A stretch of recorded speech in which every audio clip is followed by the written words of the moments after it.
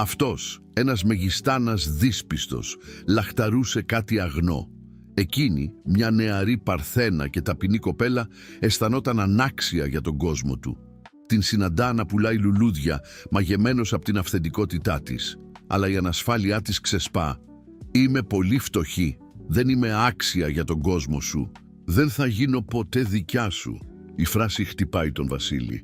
Περιφρονεί τον πλούτο, αποκαλύπτοντας ότι η αγάπη του ξεπερνά τα εμπόδια. Ετοιμαστείτε για μια ανατροπή όπου ένας κρυφός έρωτας αποκαλύπτεται εν μέσω ενός σκανδάλου. Αλλά η δύναμη αυτής της αγάπης μπορεί να γκρεμίσει όλα τα εμπόδια. Παρακολουθήστε αυτή την ιστορία μέχρι το τέλος. Θα εκπλαγείτε με αυτή την ιστορία. Αν σας αρέσουν οι ιστορίες αγάπης και ρομαντισμού, εγγραφείτε σε αυτό το κανάλι, αφήστε το σχόλιο σας.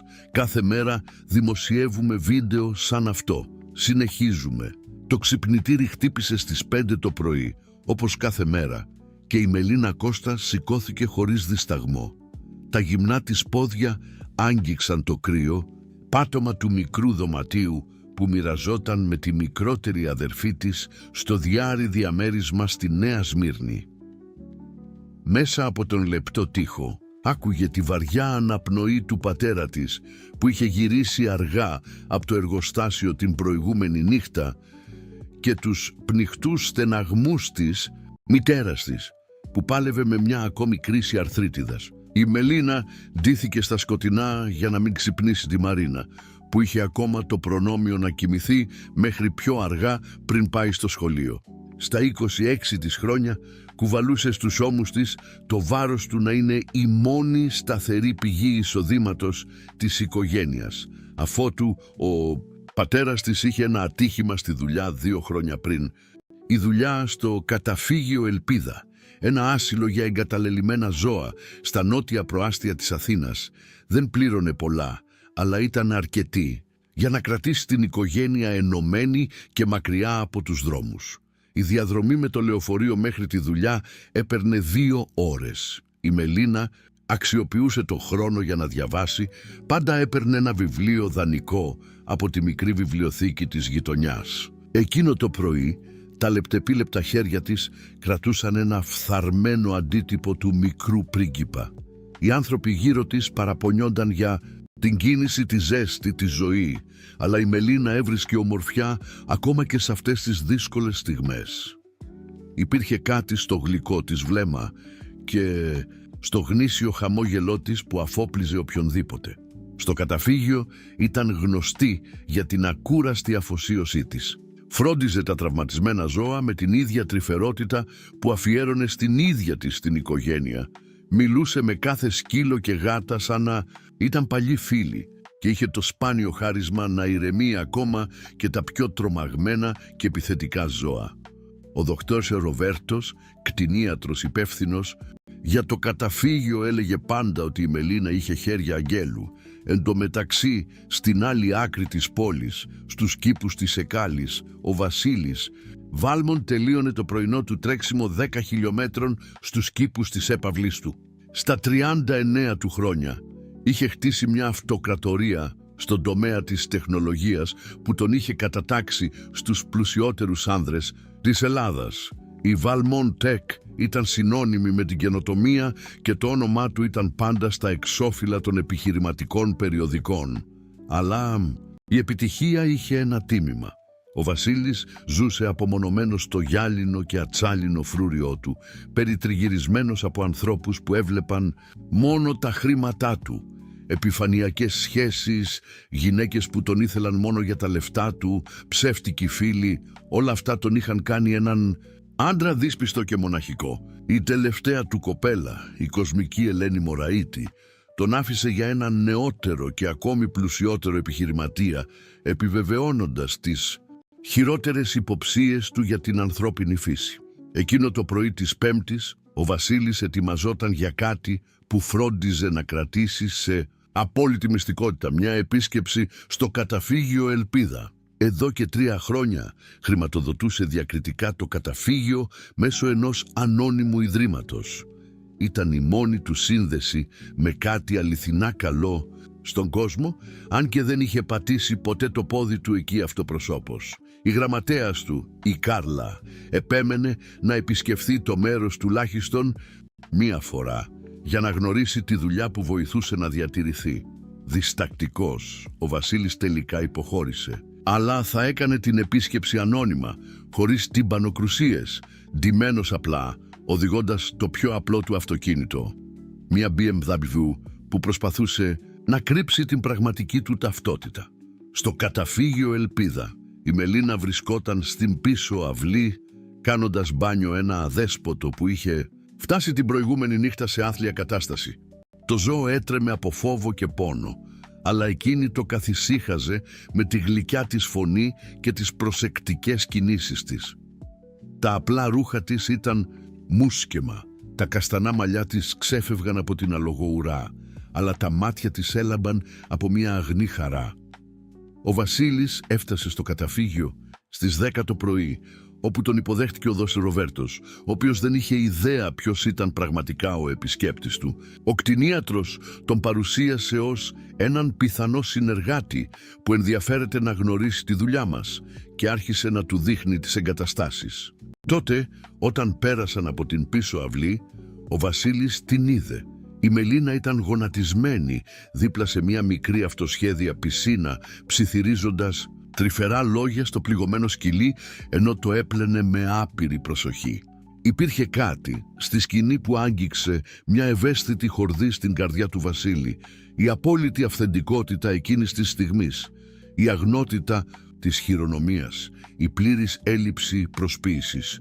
Όταν σηκώθηκε για να πάρει μια πετσέτα, τα μάτια τους συναντήθηκαν για μια σύντομη στιγμή. Η Μελίνα χαμογέλασε δειλά, χωρίς να ξέρει ποιος ήταν αυτός ο κομψός άντρας που την παρατηρούσε με τόση ένταση, και έκανε μία μικρή υπόκλιση με το κεφάλι πριν στρέψει ξανά την προσοχή της στο ζώο. Ο Βασίλης ένιωσε κάτι που δεν είχε νιώσει εδώ και χρόνια, γνήσια περιέργεια για έναν άλλο άνθρωπο. Δεν υπήρχε τεχνητότητα σε αυτά τα καστανά μάτια, καμία κρυφή ατζέντα σε αυτό το χαμόγελο.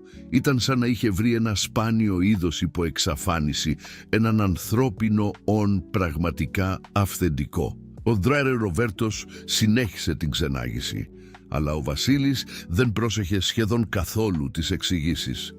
Το μυαλό του ήταν κολλημένο στην κοπέλα με τα απλά ρούχα που φρόντιζε ένα εγκαταλελειμμένο ζώο σαν να ήταν θησαυρός. Όταν αποχαιρέτησε, υποσχέθηκε να επικοινωνήσει σύντομα για να συζητήσει τρόπους συνεργασίας. Αλλά στην πραγματικότητα ο Βασίλης ήξερε ήδη ότι θα επέστρεφε. Χρειαζόταν να καταλάβει ποια ήταν αυτή η γυναίκα που μέσα σε λίγα δευτερόλεπτα είχε ξυπνήσει μέσα του κάτι που νόμιζε ότι είχε πεθάνει για πάντα, την ελπίδα ότι υπήρχε ακόμα γνήσια καλοσύνη στον κόσμο. Ο Βασίλης δεν μπορούσε να βγάλει την Μελίνα από το μυαλό του όλη την εβδομάδα. Προσπαθούσε να συγκεντρωθεί στις συναντήσεις της εταιρείας, στις εκατομμυριούχες διαπραγματεύσεις, στις οικονομικές εκθέσεις, αλλά πάντα έπιανε τον εαυτό του να σκέφτεται εκείνα τα γλυκά μάτια και το γνήσιο χαμόγελο της κοπέλας από το καταφύγιο. Ήταν γελίο αυτός, ένας άντρας που διοικούσε μια αυτοκρατορία, να είναι αιμονικός με μια υπάλληλο ενός καταφυγίου ζώων που δεν ήξερε καν το όνομά του. Την επόμενη Παρασκευή επινόησε μια δικαιολογία για να επιστρέψει στο καταφύγιο Ελπίδα. Είπε στο Δρέστο Ροβέρτο ότι θα ήθελε να γνωρίσει καλύτερα τη δουλειά πριν κάνει μια σημαντική δωρεά. Ο κτηνίατρος, ενθουσιασμένος με την προοπτική να λάβει οικονομική υποστήριξη, τον υποδέχτηκε με ανοιχτές αγκάλες. Η Μελίνα ήταν στο κοινοκομείο ταΐζοντας τα ορφανά κουτάβια με ένα μπιμπερό. Φορούσε τα ίδια απλά ρούχα της προηγούμενης εβδομάδας, μια ξεθοριασμένη μπλε μπλούζα και ένα τζιν παντελόνι με μικρά μπαλώματα στα γόνατα. Αλλά υπήρχε μια φυσική χάρη στις κινήσεις της, μια γλυκύτητα στη φωνή της όταν μιλούσε με τα ζώα που έκανε τον Βασίλη να νιώθει σαν ένας voyeur που παρακολουθούσε κάτι ιερό. «Αυτή είναι η Μελίνα», παρουσίασε ο Δρόχετα Ροβέρτος. η πιο αφοσιωμένη υπάλληλός μας. Έχει ένα ιδιαίτερο χάρισμα με τα ζώα. Η Μελίνα κοκκίνησε ελαφρά και έριξε τα μάτια κάτω, μη συνηθισμένη να είναι το κέντρο της προσοχής. «Καλημέρα σας, κύριε. Είστε ο πιθανός συνεργάτης που ανέφερε ο γιατρός». Η φωνή της ήταν απαλή, με μια έντονη αθηναϊκή προφορά που πρόδιδε την ταπεινή της καταγωγή. Ο Βασίλης συστήθηκε απλώς ως Βασίλης, παραλείποντας σκόπιμα το επώνυμό του. «Θα ήθελα να μάθω περισσότερα για τη δουλειά σας», είπε πλησιάζοντας. «Φαίνεται ότι έχετε μια ιδιαίτερη σύνδεση με τα ζώα». Η Μελίνα χαμογέλασε δειλά. «Απλώς χρειάζονται αγάπη και υπομονή. Τα περισσότερα έφτασαν εδώ πληγωμένα, εγκαταλελειμμένα. Όταν κάποιος τελικά τους φέρεται με στοργή, ανθίζουν». Υπήρχε μια μελαγχολία στα λόγια της που κίνησε την περιέργεια του Βασίλη. Ήταν σαν να μιλούσε από προσωπική εμπειρία για εγκατάλειψη και στοργή. Κατά τη διάρκεια της επόμενης ώρας, η Μελίνα του έδειξε τα διαφορετικά τμήματα του καταφυγίου, εξηγώντας με πάθος το έργο αποκατάστασης των ζώων. Ο Βασίλης έπιασε τον εαυτό του να την παρατηρεί περισσότερο από τα ζώα. Τον τρόπο που τα μάτια της φωτίζονταν όταν μιλούσε για έναν σκύλο που είχε βρει μια οικογένεια, τον τρόπο που τα λεπτά της χέρια χάιδευαν τις πληγωμένες γάτες, τον τρόπο που γονάτιζε στο βρώμικο πάτωμα χωρίς καμία ανησυχία για την εμφάνισή της. Όταν ανέφερε ότι εργαζόταν εκεί 3 χρόνια, πάντα ονειρευόταν να σπουδάσει κτηνιατρική, αλλά χωρίς οικονομική δυνατότητα γι' αυτό. Ο Βασίλης ένιωσε ένα τσίμπημα στο στήθος. Εδώ ήταν μια γυναίκα με τόσες δυνατότητες, τόση καλοσύνη, περιορισμένη μόνο από τις περιστάσεις. «Και εσείς, με τι ασχολείστε?» ρώτησε η Μελίνα, προσπαθώντας να κάνει μια ευγενική συζήτηση. Ο Βασίλης δίστασε. «Εργάζομαι με τεχνολογία, τίποτα πολύ ενδιαφέρον». Εκείνη δεν επέμεινε, αντιλαμβανόμενη ότι δεν ήθελε να εμβαθύνει στο θέμα. Υπήρχε κάτι μυστηριώδες σε αυτόν τον καλοντημένο άντρα που είχε εμφανιστεί από το πουθενά, δείχνοντας ενδιαφέρον για το καταφύγιο. Τα μάτια του ήταν έντονα, σχεδόν διαπεραστικά, αλλά διέκρινε μια βαθιά θλίψη πίσω από αυτά. Η επίσκεψη διακόπηκε όταν έφτασε ένα επίγον περιστατικό. Ένας σκύλος που είχε παρασυρθεί από αυτοκίνητο και χρειαζόταν άμεση φροντίδα. Η Μελίνα κινητοποιήθηκε αμέσως για να βοηθήσει τον Δρ. Ροβέρτο, ξεχνώντας εντελώς την παρουσία του Βασίλη.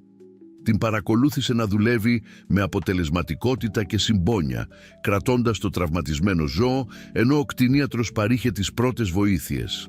«Όλα θα πάνε καλά, αγάπη μου», ψιθύριζε στο ημί συνειδητό σκυλί. «Είσαι ασφαλής τώρα». Ο Βασίλης ένιωσε περίεργα συγκινημένος από τη σκηνή. Όταν έφυγε εκείνη την ημέρα, άφησε έναν φάκελο με χρήματα για να βοηθήσει με τα κτηνιατρικά έξοδα. Ένα ποσό που ο Δ. Ροβέρτος θα ανακάλυπτε αργότερα ότι ήταν αρκετό για να κρατήσει το καταφύγιο σε λειτουργία για 6 μήνες.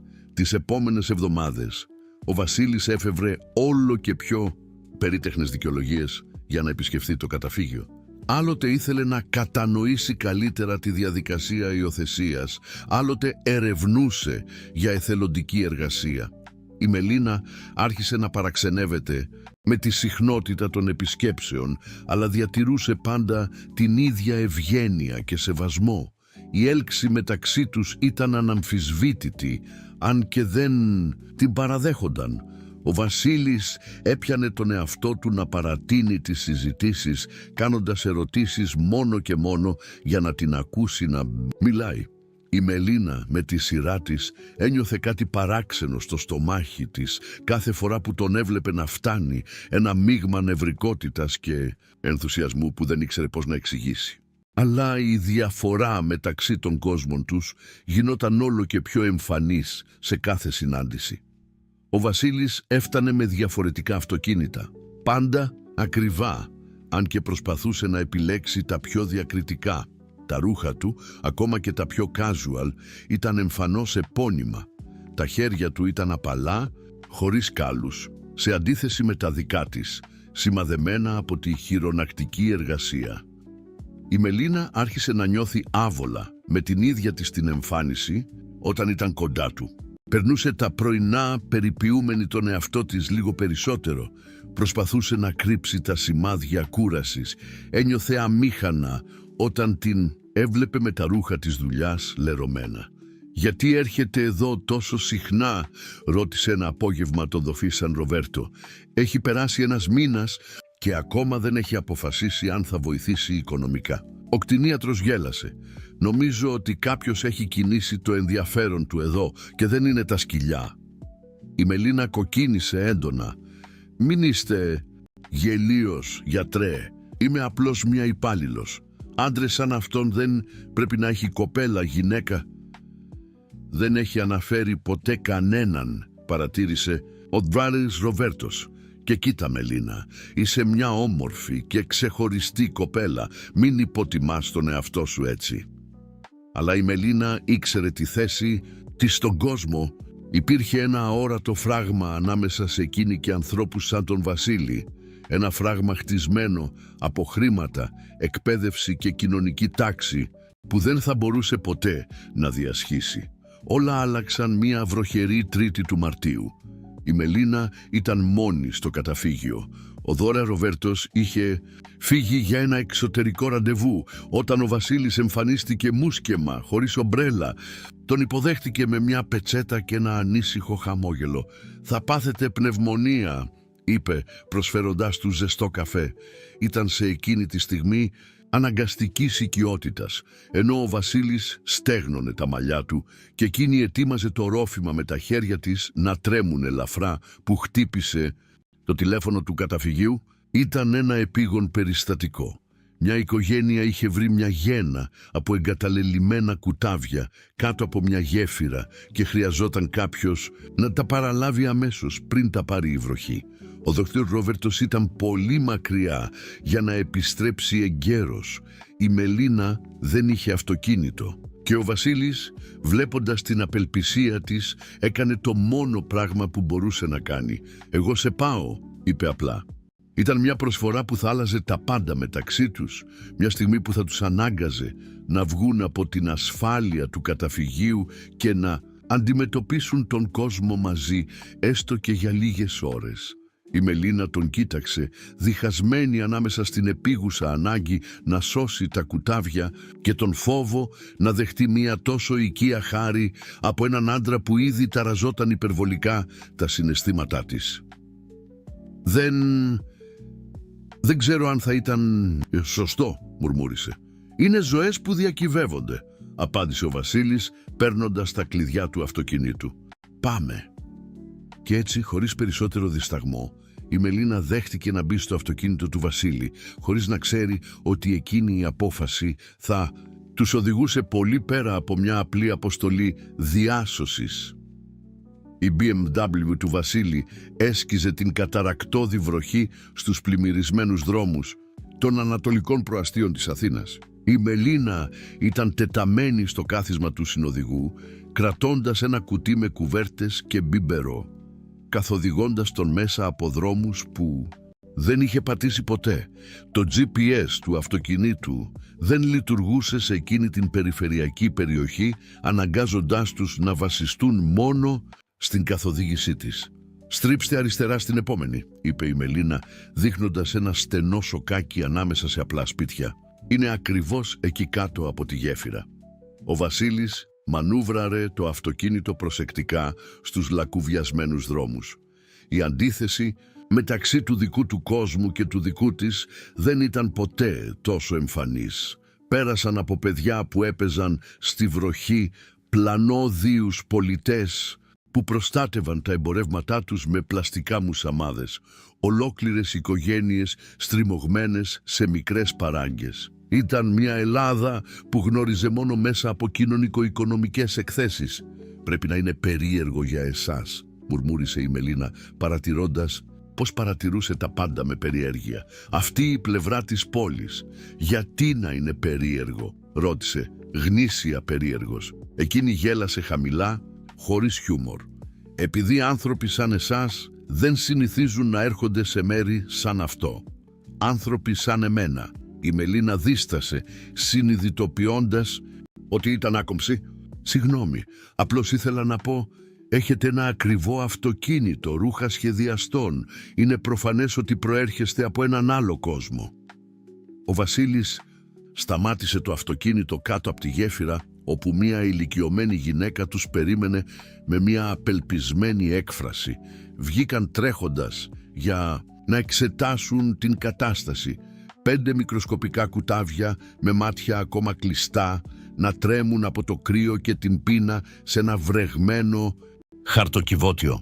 «Θεέ μου, είναι τόσο μικρά», ψιθύρισε η Μελίνα, γονατίζοντας τη λάσπη χωρίς δισταγμό. «Δεν πρέπει να είναι πάνω από 1 εβδομάδα». Ο Βασίλης την παρακολούθησε να εργάζεται, τυλίγοντας κάθε κουτάβι σε στεγνές κουβέρτες, με την ευγένεια μιας μητέρας που φροντίζει πρόωρα μωρά. Τα ρούχα της λερώθηκαν με λάσπη, τα μαλλιά της κόλλησαν στο πρόσωπό της από τη βροχή, αλλά δεν έδειχνε καμία ανησυχία για τον εαυτό της. «Η μητέρα πρέπει να έχει πεθάνει», εξήγησε η Μελίνα, καθώς έβαζε τα κουτάβια σε ένα θερμό σκουτί. «Θα χρειαστούν σύτηση κάθε 2 ώρες, μέρα και νύχτα, για τους επόμενους 2 μήνες. Θα μπορέσεις να τα βγάλεις πέρα?» ρώτησε ο Βασίλης, εντυπωσιασμένος από την αφοσίωσή της. «Θα τα πάρω στο σπίτι», απάντησε φυσικά. «Είναι αυτό που κάνω πάντα με τις πιο σοβαρές περιπτώσεις». Πίσω στο αυτοκίνητο, με τα κουτάβια ασφαλή στην αγκαλιά της Μελίνας, ο Βασίλης δεν μπορούσε να σταματήσει να την παρατηρεί. Έψελνε χαμηλά για να ηρεμήσει τα ζώα. Έλεγχε συνεχώς αν ήταν ζεστά και υπήρχε μια γαλήνη στο πρόσωπό της που τον άφηνε υπνοτισμένο.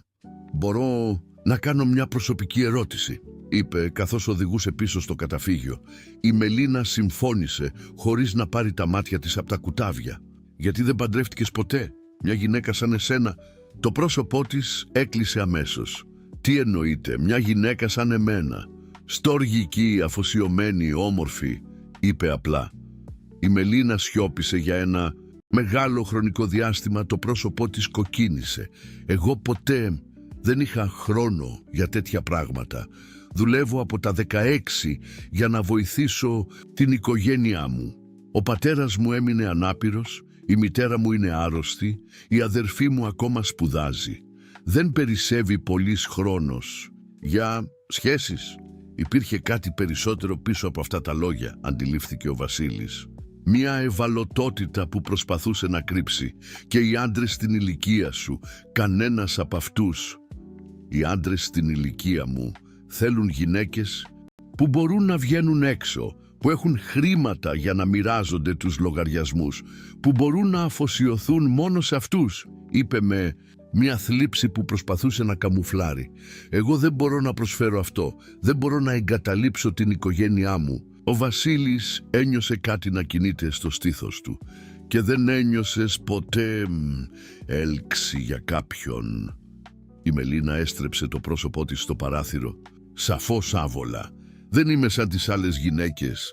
Δεν έχω εμπειρία με αυτά τα πράγματα. Οι άντρες το αντιλαμβάνονται αυτό και απομακρύνονται. Λένε ότι είμαι πολύ περίπλοκη».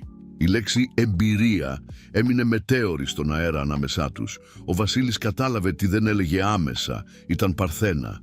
Σε μια εποχή που αυτό ήταν όλο και πιο σπάνιο, ειδικά για μια γυναίκα 26 ετών, αυτή η απροσδόκητη εξομολόγηση τον άγγιξε βαθιά. «Ίσως απλώς δεν έχεις βρει το σωστό άντρα», είπε απαλά. «Τον σωστό άντρα?»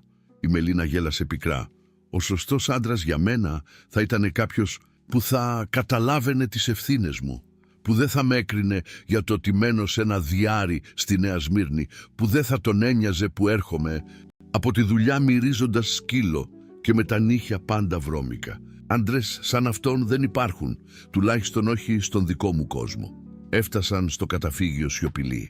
Ο Βασίλης την βοήθησε να εγκαταστήσει τα κουτάβια σε έναν αυτοσχέδιο θερμοκοιτίδα, παρακολουθώντας την να ετοιμάζει τα πρώτα μπίμπερο με την ακρίβεια μιας νοσοκόμας νεογνών. «Είσαι απίστευτη», είπε ξαφνικά. Η Μελίνα σταμάτησε αυτό που έκανε και τον κοίταξε. «Δεν είμαι απλώς μια συνηθισμένη γυναίκα που κάνει αυτό που πρέπει να γίνει». «Όχι, δεν είσαι συνηθισμένη. Είσαι δίστασε ψάχνοντας τις σωστές λέξεις. «Είσαι αυθεντική. Δεν βρίσκω αυτό πουθενά αλλού». Υπήρχε μια ένταση στα μάτια του που έκανε τη Μελίνα να υποχωρήσει ενστικτωδώς.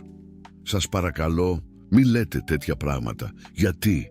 «Επειδή ξέρω ποια είμαι και ποια είναι η θέση μου στον κόσμο και ξέρω ότι άντρες σαν εσάς δεν μένουν με γυναίκες σαν εμένα. Όχι αληθινά». Η σκληρότητα στη φωνή της εξέπληξε τον Βασίλη. «Δεν με ξέρεις αρκετά για να ξέρεις τι είδους άντρας είμαι». «Ξέρω αρκετά», απάντησε, επιστρέφοντας να φροντίζει τα κουτάβια. «Ξέρω ότι έχετε χρήματα, μόρφωση, προέρχεστε από μια καλή οικογένεια. Ξέρω ότι υπάρχουν όμορφες, σοφιστικές γυναίκες του κοινωνικού σας επίπεδου που περιμένουν κάποιον σαν εσάς. Και ξέρω ότι είμαι απλώς μία υπάλληλος καταφυγίου που συναντήσατε τυχαία». Η σιωπή απλώθηκε ανάμεσά τους, φορτωμένη με ανεπίλητη ένταση. Ο Βασίλης ήθελε να επιχειρηματολογήσει, ήθελε να πει ότι έκανε λάθος, αλλά οι λέξεις δεν έβγαιναν, επειδή βαθιά μέσα του ήξερε ότι είχε δίκιο για τη διαφορά μεταξύ των κόσμων τους. «Πρέπει να φύγω», είπε τελικά. «Ναι», συμφώνησε εκείνη χωρίς να τον κοιτάξει. «Και ίσως θα ήταν καλύτερα αν δεν ξαναγυρνούσατε». Ο Δώρα Ροβέρτος μπορεί να στέλνει τις αναφορές για τη δουλειά του καταφυγίου μέσω email αν αποφασίσετε να κάνετε κάποια δωρεά. Ο Βασίλης κατευθύνθηκε προς την πόρτα, αλλά σταμάτησε με το χέρι στην πόμολο. «Μελίνα, ναι, δεν είναι τυχαίο που συνεχίζω να γυρίζω εδώ». Εκείνη τελικά τον κοίταξε και για μια στιγμή είδε μια σπίθα ελπίδας στα μάτια της, αλλά αναγκάστηκε να τη σπάσει. «Μερικές φορές είναι καλύτερα να αφήνουμε τα πράγματα όπως είναι», μουρμούρισε, πριν πληγωθεί κάποιος. Ο Βασίλης έφυγε από το καταφύγιο εκείνο το απόγευμα, γνωρίζοντας ότι είχε περάσει μια αόρατη γραμμή. Η έλξη μεταξύ τους δεν ήταν πλέον μόνο σωματική, ήταν συναισθηματική, βαθιά, επικίνδυνη, και η Μελίνα με όλη την αγνότητα και την αυτοάμυνά της μόλις είχε δείξει ότι το ένιωθε και εκείνη. Το πρόβλημα ήταν ότι είχε δίκιο για ένα πράγμα. Οι κόσμοι τους ήταν ασύμβατοι, τουλάχιστον στα μάτια όλων των άλλων. Αλλά ο Βασίλης άρχιζε να ανακαλύπτει ότι κάποιες μάχες άξιζαν να δοθούν, ακόμα και όταν οι πιθανότητες νίκης έμοιαζαν αδύνατες. 3 μέρες πέρασαν από την τεταμένη συζήτηση στο καταφύγιο. Ο Βασίλης δεν είχε επιστρέψει και η Μελίνα έπιανε τον εαυτό της να κοιτάζει την είσοδο κάθε φορά που άκουγε ένα αυτοκίνητο να σταματά. Τα ορφανά κουτάβια απαιτούσαν συνεχή φροντίδα. Τα είχε πάρει στο σπίτι όπως είχε υποσχεθεί, σηκωνόταν κάθε 2 ώρες κατά τη διάρκεια της νύχτας για να τα ταΐσει. Το βράδυ της Πέμπτης, η Μελίνα βρισκόταν στο καταφύγιο, τελειώνοντας τη φροντίδα των ζώων, όταν παρατήρησε ότι ένα από τα κουτάβια, το μικρότερο της γένας, ήταν λιθαργικό και δυσκολευόταν να αναπνεύσει. Ο δοκτώρης Ροβέρτος είχε ταξιδέψει σε ένα ακτινιατρικό συνέδριο στην Θεσσαλονίκη, αφήνοντας την υπεύθυνη για οποιοδήποτε επίγον περιστατικό. Προσπάθησε να επικοινωνήσει με άλλους κτηνιάτρους, αλλά ήταν σχεδόν μεσάνυχτα και κανείς δεν απαντούσε. Το κουτάβι ήταν σαφώς σε κρίσιμη κατάσταση, πιθανώς με πνευμονία. Η Μελίνα ήξερε ότι δεν θα τα έβγαζε πέρα τη νύχτα χωρίς εξειδικευμένη ιατρική φροντίδα. Τότε, απελπισμένη, το τηλέφωνο της χτύπησε. Ήταν ο Βασίλης. «Μελίνα, ξέρω ότι είναι αργά, αλλά περνούσα από τη γειτονιά και είδα το φως του καταφυγίου αναμένο. Όλα καλά». Η φωνή του από την άλλη γραμμή έφερε μια ανεξήγητη ανακούφιση. «Βασίλη, δεν ξέρω τι να κάνω. Ένα από τα κουτάβια είναι πολύ άρρωστο και ο δρος Ροβέρτος έχει ταξιδέψει. Πρέπει να το πάω σε μια κλινική, αλλά δεν έχω αυτοκίνητο και τα ταξί δεν θέλουν να μεταφέρουν ζώα τη νύχτα». «Έρχομαι», είπε χωρίς δισταγμό και έκλεισε. 15 λεπτά αργότερα ο Βασίλης έφτασε στο καταφύγιο, βρίσκοντας τη Μελίνα να κλαίει, κρατώντας το μικρό ζώο που μόλις και μετά βίας μπορούσε να αναπνεύσει. Ήταν ντυμένη, Με μία απλή πιτζάμα καλυμμένη με ένα παλτό, τα μαλλιά της λιτά πλαισίωναν το ανήσυχο πρόσωπό της. «Υπάρχει μία 24ωρη κλινική στην Κολονακίου», είπε παίρνοντας τα κλειδιά. «Πάμε». Κατά τη διάρκεια της διαδρομής, η Μελίνα κρατούσε το κουτάβι στο στήθος της, προσπαθώντας να το ζεστάνει με τη θερμότητα του σώματός της. Ο Βασίλης οδηγούσε σιωπηλά, περιστασιακά, κοιτάζοντας την μέσα από τον καθρέφτη. Υπήρχε κάτι βαθιά συγκινητικό στην αφοσίωσή της, στον τρόπο που αντιμετώπιζε αυτή τη μικροσκοπική ζωή σαν να ήταν δικό της παιδί. Στην κλινική, ο εφημερεύων κτηνίατρος επιβεβαίωσε τη διάγνωση: σοβαρή πνευμονία. Το κουτάβι θα έπρεπε να νοσηλευτεί για τουλάχιστον 48 ώρες σε θερμοκοιτίδα με οξυγόνο. Η θεραπεία θα κόστιζε 3.000 ευρώ. Η Μελίνα χλώμιασε ακούγοντας το ποσό. Ο μηνιαίος μισθός της δεν έφτανε τις 1.500. Θα πρέπει να το σκεφτώ», μουρμούρισε σαφώς συντετριμμένη. «Δεν χρειάζεται να το σκεφτείς», είπε ο Βασίλης, βγάζοντας την πιστωτική κάρτα από το πορτοφόλι του. «Θα κάνουμε τη θεραπεία». «Όχι, δεν μπορώ να το δεχτώ», διαμαρτυρήθηκε η Μελίνα. «Είναι πάρα πολλά χρήματα, δεν θα είχα πώς να τα επιστρέψω». «Δεν είναι δάνειο», απάντησε σταθερά. «Είναι για να σωθεί μια ζωή». Η Μελίνα τον κοίταξε για ένα μεγάλο χρονικό διάστημα. Δάκρυα έλαμπαν στα μάτια της. «Γιατί το κάνεις αυτό? Γιατί είσαι τόσο ευγενικός μαζί μου?» Ο Βασίλης δεν ήξερε να απαντήσει. Η αλήθεια ήταν πολύπλοκη για να την εξηγήσει εκείνη τη στιγμή. Αφού άφησαν το κουτάβι στη φροντίδα της ιατρικής ομάδας, επέστρεψαν στο καταφύγιο Ελπίδα για να πάρουν τα άλλα 4 κουτάβια, τα οποία επίσης θα χρειάζονταν ιδιαίτερη φροντίδα κατά τη διάρκεια της νύχτας. Ήταν 2 το πρωί όταν έφτασαν στο μικρό διαμέρισμα της Μελίνας στη Νέα Σμύρνη. «Δεν χρειάζεται να ανεβείτε», είπε αμήχανα.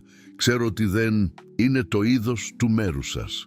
«Μελίνα, είναι 2 το πρωί και κουβαλάς 4 άρρωστα κουτάβια. Φυσικά και θα βοηθήσω». Εκείνη δίστασε, αλλά η εξάντληση και η ανάγκη μίλησαν πιο δυνατά. Ο Βασίλης την ακολούθησε στις σκάλες της μικρής 3όροφης πολυκατοικίας, παρατηρώντας τους ξεφτισμένους τοίχους, τον κακώς φωτισμένο διάδρομο, τη μυρωδιά του φαγητού ανακατεμένου με υγρασία. Το διαμέρισμα ήταν ακόμα μικρότερο από ό,τι είχε φανταστεί. 2 δωμάτια όπου ζούσαν 4 άτομα. Η Μελίνα, οι γονείς της και η 18χρονη αδερφή της. Η οικογένεια κοιμόταν και η Μελίνα τον οδήγησε σιωπηλά στο μικρό σαλόνι που χρησίμευε επίσης ως εργαστήρι φροντίδας για τα ορφανά ζώα.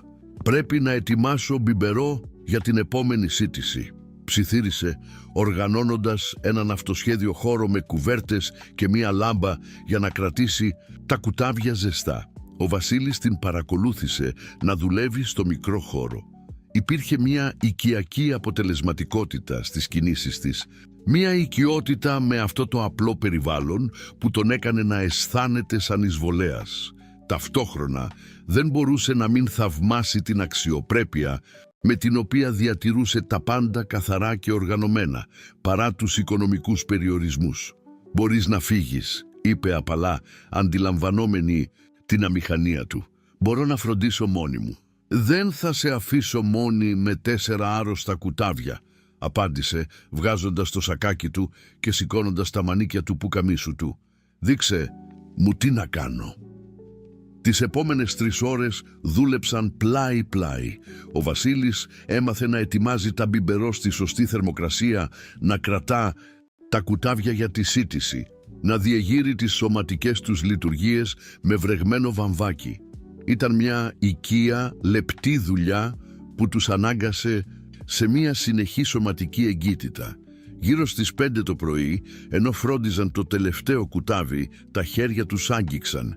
Ήταν ένα τυχαίο άγγιγμα, αλλά κανένας από τους 2 δεν απομακρύνθηκε. Η Μελίνα σήκωσε τα μάτια της και συνάντησε τα μάτια του Βασίλη πολύ κοντά στα δικά της. Υπήρχε μία ένταση στον αέρα που έμοιαζε ηλεκτρισμένη. «Μελίνα, ψιθύρισε πλησιάζοντας ασυνείδητα. Εκείνη δεν απομακρύνθηκε. Για μια άπειρη στιγμή έμειναν έτσι, αναπνέοντας τον ίδιο αέρα, νιώθοντας τη ζεστασιά ο ένας του άλλου. Το κουτάβι αποκοιμήθηκε ανάμεσα στα χέρια τους και ο Βασίλης ύψωσε το ελεύθερο του χέρι για να αγγίξει το πρόσωπο της Μελίνας. «Δεν θα έπρεπε να νιώθω αυτό», μουρμούρισε εκείνη, κλείνοντας τα μάτια της στο άγγιγμά του. «Ούτε κι εγώ», παραδέχτηκε ο Βασίλης, περνώντας τον αντίχειρά του ελαφρά από το μάγουλό της. Τότε χτύπησε το τηλέφωνο του Βασίλη, σπάζοντας τη μαγεία. Ήταν μια επίγουσα κλήση από την εταιρεία, ένα πρόβλημα στο σύστημα που απαιτούσε την άμεση προσοχή του. Η Μελίνα είδε το όνομα Valmont Tech, ασφάλεια, στην οθόνη του τηλεφώνου πριν το κλείσει γρήγορα. Valmont Tech, ρώτησε συνοφριωμένη. «Δεν είναι αυτή η εταιρεία τεχνολογίας που εμφανίζεται πάντα στις εφημερίδες?» Ο Βασίλης πάγωσε. «Εγώ δουλεύω εκεί».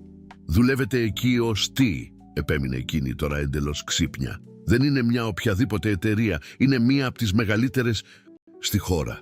Η σιωπή του ήταν αρκετή απάντηση. Η Μελίνα υποχώρησε αργά, η συνειδητοποίηση τη χτύπησε σαν ένας κουβάς με κρύο νερό. «Θεέ μου», ψιθύρισε, «δεν είστε απλώς ένας υπάλληλος, έτσι δεν είναι.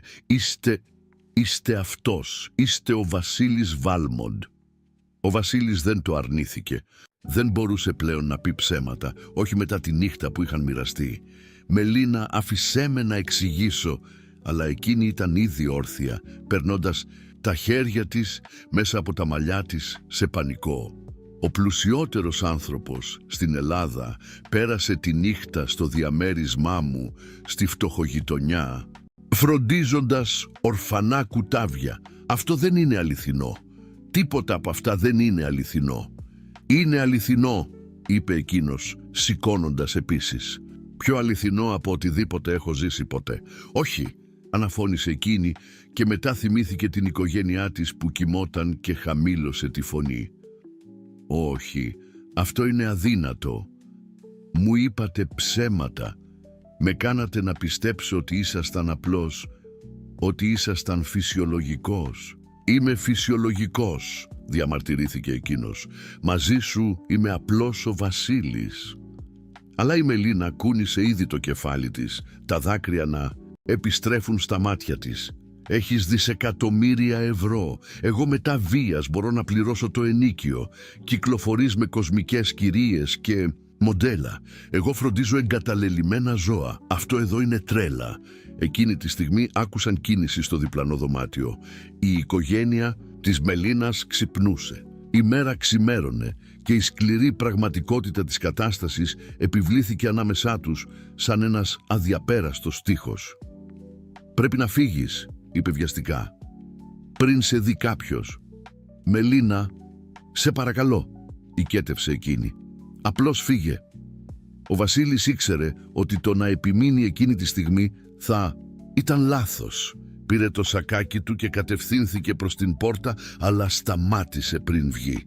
«Αυτό που συνέβη ανάμεσά μας απόψε δεν ήταν ψέμα», είπε, «και το ξέρεις». Αφού έφυγε, η Μελίνα ακούμπησε στην κλειστή πόρτα, η καρδιά της χτυπούσε ακανόνιστα.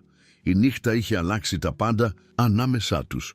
Είχε αποδείξει ότι τα συναισθήματα ήταν αληθινά, αμοιβαία, έντονα, αλλά είχε αποκαλύψει επίσης την πραγματική διάσταση της άβυσσου που τους χώριζε.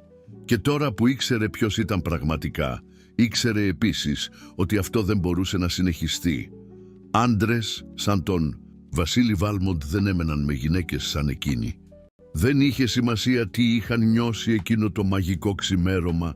Τις ημέρες που ακολούθησαν την αποκάλυψη της αληθινής ταυτότητας του Βασίλη, η Μελίνα προσπάθησε να κρατήσει αποστάσεις, αλλά εκείνος δεν το έβαλε κάτω.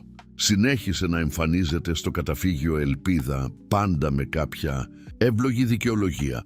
Ήθελε να παρακολουθήσει την ανάρρωση του κουταβιού στην κλινική, να συζητήσει βελτιώσεις στο καταφύγιο, να φέρει δωρεές. Η ένταση μεταξύ τους ήταν αισθητή. Κάθε βλέμμα, κάθε τυχαία εγκύτητα έστελνε κύματα θερμότητας στα σώματα και των δύο. Ο δόκτωρ Ροβέρτος, που είχε επιστρέψει από το ταξίδι, παρατηρούσε την ηλεκτρισμένη ατμόσφαιρα κάθε φορά που ο Βασίλης ήταν παρόν. «Εσείς οι δύο παίζετε με τη φωτιά», σχολίασε στη Μελίνα ένα απόγευμα που ο Βασίλης είχε φύγει μετά από μια ιδιαίτερα μεγάλη επίσκεψη. «Είναι προφανές ότι υπάρχει κάτι μεταξύ σας». «Δεν υπάρχει τίποτα», είπε ψέματα η Μελίνα, τακτοποιώντας νευρικά τα φάρμακα των ζώων. «Είναι απλώς ένας συνεργάτης».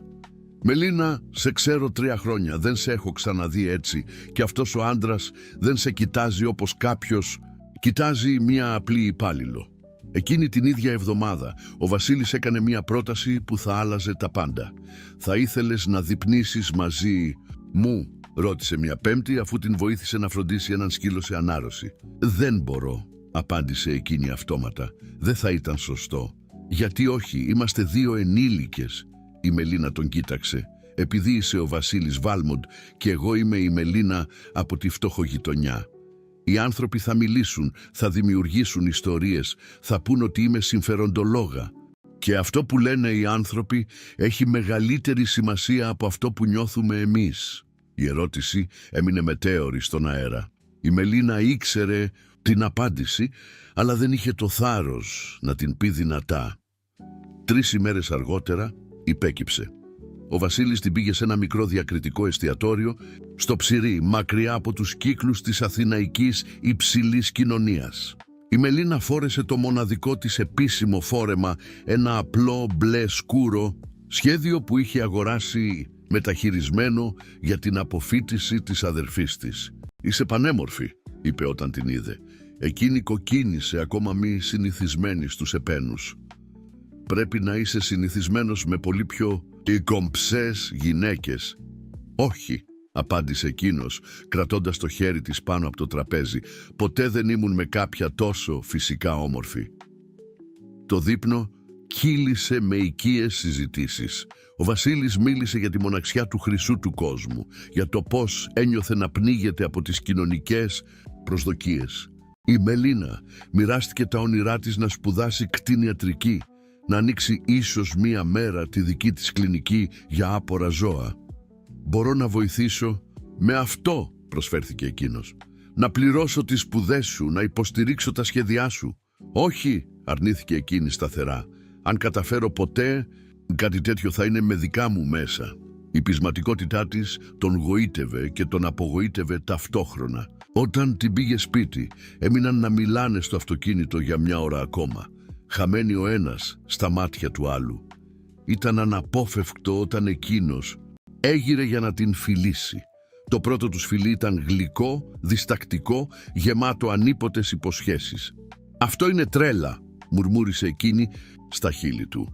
«Η καλύτερη τρέλα της ζωής μου», απάντησε εκείνος. Τις επόμενες ημέρες άρχισαν να συναντιούνται κρυφά, πάντα σε διακριτικά μέρη μακριά από τα περίεργα βλέμματα. Δείπνα σε απλά εστιατόρια, βόλτες σε απόμερα πάρκα, μακρές συζητήσεις στο αυτοκίνητο μετά τη δουλειά. Η Μελίνα ήξερε ότι ερωτευόταν βαθιά και έβλεπε το ίδιο συναίσθημα να αντικατοπτρίζεται στα μάτια του Βασίλη. Αλλά το να κρατούν το μυστικό γινόταν όλο και πιο δύσκολο. Η Ελένη Μωραΐτη ήταν η πρώτη που υποψιάστηκε κάτι. Πρώην κοπέλα του Βασίλη και κληρονόμος μιας οικογενειακής περιουσίας, η Ελένη κυκλοφορούσε στους ίδιους κοινωνικούς κύκλους με εκείνον εδώ και χρόνια. Είχε χωρίσει με τον Βασίλη 6 μήνες νωρίτερα για να εμπλακεί με έναν νεότερο επιχειρηματία, αλλά διατηρούσε μια κτητική αιμονή με την ερωτική του ζωή. Ένα απόγευμα Παρασκευής, η Ελένη έβγαινε από ένα σπα στην περιοχή της Κολονακίου όταν είδε κάτι που την έκανε να παγώσει. Τον Βασίλη να μπαίνει στην BMW του με μια γυναίκα απλής εμφάνισης, ντυμένη με ρούχα σαφώς φτηνά. Η σκηνή την κίνησε τόσο πολύ που αποφάσισε να τους ακολουθήσει διακριτικά. Τους είδε να δείπνουν σε ένα μικρό ιταλικό εστιατόριο στο Ψηρή. Παρατήρησε την οικειότητα μεταξύ τους, τα χαμόγελα, τα χέρια που ενώνονταν. Έβγαλε διακριτικές φωτογραφίες με το κινητό της και Το πιο σημαντικό, κατάφερε να αναγνωρίσει την πινακίδα του αυτοκινήτου του Βασίλη και την κατά προσέγγιση διεύθυνση όπου την πήγε αργότερα. Το επόμενο Σάββατο η Ελένη βρισκόταν στην πόρτα του καταφυγίου Ελπίδα. «Πρέπει να είσαι η Μελίνα», είπε μπαίνοντας στο καταφύγιο σαν να ήταν δικό της. «Είμαι η Ελένη Μωραΐτη, μια παλιά φίλη του Βασίλη». Η Μελίνα αναγνώρισε αμέσως το όνομα. Η Ελένη ήταν μια σταθερή παρουσία στις κοσμικές στήλες, πάντα φωτογραφημένη σε εκδηλώσεις γκαλά δίπλα σε ισχυρούς άνδρες. Ήταν όλα όσα η Μελίνα δεν ήταν. Σοφιστικέ, καλοαναθρεμένη, εκθαμβωτική. «Μπορώ να σας βοηθήσω σε κάτι?» ρώτησε η Μελίνα, προσπαθώντας να διατηρήσει την ψυχραιμία της. Η Ελένη χαμογέλασε ψυχρά καθώς παρατηρούσε το απλό περιβάλλον του καταφυγίου. «Στην πραγματικότητα ήρθα εδώ για μια συζήτηση από γυναίκα σε γυναίκα. Για τον Βασίλη». Η καρδιά της Μελίνας χτύπησε δυνατά, αλλά διατήρησε μια ουδέτερη έκφραση. «Δεν καταλαβαίνω». «Φυσικά και καταλαβαίνεις», είπε η Ελένη, βγάζοντας το κινητό της και δείχνοντας τις φωτογραφίες που είχε τραβήξει. «Εσείς οι δύο φαίνεστε πολύ οικείοι». Η Μελίνα χλώμιασε βλέποντας τις εικόνες. Ήταν αρκετά καθαρές για να μην αφήνουν καμία αμφιβολία για τη φύση της σχέσης. «Τι θέλετε?» ρώτησε εκείνη άμεσα. Η Ελένη έβαλε πίσω το τηλέφωνό της, ικανοποιημένη με την αντίδραση. «Θέλω να εξαφανιστείς από τη ζωή του, απλώς να εξαφανιστείς. Σταμάτα να απαντάς στις κλήσεις, μην δεχτείς άλλες επισκέψεις, επινόησε μια οποιαδήποτε δικαιολογία». «Και γιατί να το κάνω αυτό?» «Επειδή αν δεν το κάνεις, αυτές οι φωτογραφίες θα καταλήξουν στα χέρια όλων των κοσμικογράφων της Αθήνας», απάντησε η Ελένη με φυσικότητα. «Φαντάσου τις πατάτα-τίτλους. Εκατομμυριούχος μπλέκει με υπάλληλο καταφυγίου. Η νέα ιδιοτροπία του Βάλμοντ. Από κοσμική κυρία σε κορίτσι της φτωχογειτονιάς. Η πτώση του επίπεδου του μεγιστάνα της τεχνολογίας». Η Μελίνα ένιωσε ναυτία. «Δεν θα το έκανες αυτό». «Θα το έκανα και θα το κάνω. Εκτός αν είσαι αρκετά έξυπνη για να καταλάβεις ότι δεν ανήκεις στον κόσμο του. Είσαι μια φάση, αγάπη μου, μια περιέργεια. Ο Βασίλης πάντα έλκυε το από φιλανθρωπικά έργα». Τα λόγια χτύπησαν τη Μελίνα σαν γροθιές. Κάθε ανασφάλεια που κουβαλούσε για την κοινωνική διαφορά μεταξύ τους ήρθε στην επιφάνεια. «Δεν είναι έτσι», διαμαρτυρήθηκε αδύναμα. «Δεν είναι. Τότε γιατί συναντιέστε κρυφά? Γιατί δεν σε έχει παρουσιάσει στην οικογένεια, στους φίλους? Γιατί δεν έχει αναλάβει τη σχέση δημόσια?» Η Ελένη γέλασε σκληρά. «Επειδή ντρέπεται, προφανώς. Είσαι η κρυφή ερωμένη, η περιπέτεια που δεν μπορεί να αναλάβει». Η Μελίνα δεν μπόρεσε να απαντήσει, επειδή βαθιά μέσα της οι ίδιες ερωτήσεις την βασάνιζαν εδώ και εβδομάδες. «Θα σου δώσω 48 ώρες για να πάρεις τη σωστή απόφαση», είπε η Ελένη, κατευθυνόμενη προς την πόρτα. «Μετά από αυτό, ο τύπος θα μάθει για τη φτωχή σταχτοπούτα που νόμιζε ότι θα μπορούσε να κατακτήσει τον πρίγκιπα». Αφού έφυγε η Ελένη, η Μελίνα κλειδώθηκε στο μπάνιο του καταφυγίου και έκλαψε μέχρι να μην έχει άλλα δάκρυα. Ήξερε ότι η απειλή ήταν πραγματική. Ήξερε την καταστροφική δύναμη του κιτρινισμού. Ήξερε πως η οικογένειά της θα εκτεθεί, θα ταπεινωθεί, θα καταδιωχθεί. Αλλά περισσότερο από αυτό, τα λόγια της Ελένης αντιχούσαν τις δικές της ανασφάλειες. Ίσως να είχε δίκιο. Ίσως ο Βασίλης να μην είχε ποτέ την πρόθεση να αναλάβει τη σχέση δημόσια. Ίσως να ήταν πραγματικά μόνο μια προσωρινή περιέργεια. Όταν ο Βασίλης τηλεφώνησε εκείνο το βράδυ για να κανονίσουν μία συνάντηση, η Μελίνα σχεδόν δεν απάντησε. Όταν τελικά το έκανε, η φωνή της ήταν παράξενη, απόμακρη. «Όλα καλά?» ρώτησε εκείνος, αντιλαμβανόμενος την αλλαγή. «Ναι», είπε ψέματα εκείνη, «απλώς κουρασμένη». Αλλά τίποτα δεν ήταν καλά. Η Ελένη είχε φυτέψει σπόρους αμφιβολίας που μεγάλωναν σαν ζυζάνια στην καρδιά της. Και το χειρότερο ήταν ότι η Μελίνα ήξερε ότι κατά κάποιο τρόπο είχε δίκιο για ένα πράγμα. Ζούσαν σε διαφορετικούς κόσμους και το να κρατούν αυτή τη σχέση μυστική απλώς το απέδειχνε. Η ορολογιακή βόμβα είχε τοποθετηθεί και απέμεναν μόνο 48 ώρες για να εκραγεί. Οι 48 ώρες πέρασαν σαν μια αιωνιότητα. Η Μελίνα μετά βίας μπορούσε να κοιμηθεί, να φάει ή να συγκεντρωθεί στην εργασία της. Τα λόγια της Ελένης αντιχούσαν συνεχώς στο μυαλό της, αναμειγνιόμενα με τις δικές της ανασφάλειες. Το βράδυ της Κυριακής, όταν η προθεσμία έλυγε, πήρε μια απόφαση που θαράγιζε την ίδια της την καρδιά. Ο Βασίλης είχε κανονίσει μια συνάντηση για εκείνο το βράδυ. Θα συναντιόντουσαν στο μικρό εστιατόριο όπου είχαν δειπνήσει για πρώτη φορά. Η Μελίνα έφτασε μια ώρα νωρίτερα από το κανονισμένο και ζήτησε να μιλήσει με τον διευθυντή. «Πρέπει να αφήσω ένα μήνυμα για το άτομο που θα έρθει να με συναντήσει», είπε, δίνοντας έναν σφραγισμένο φάκελο. «Είναι πολύ σημαντικό να το λάβει». Μέσα στο φάκελο ένα γράμμα που είχε ξαναγράψει 10 φορές.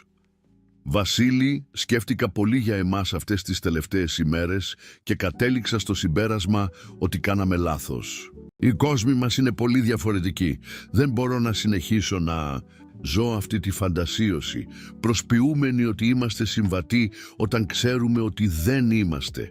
Αξίζεις κάποια από το κοινωνικό σου επίπεδο και εγώ πρέπει να επικεντρωθώ στην οικογένειά μου και στην εργασία μου. Σε παρακαλώ, μην προσπαθήσεις να με βρεις. Είναι καλύτερα έτσι».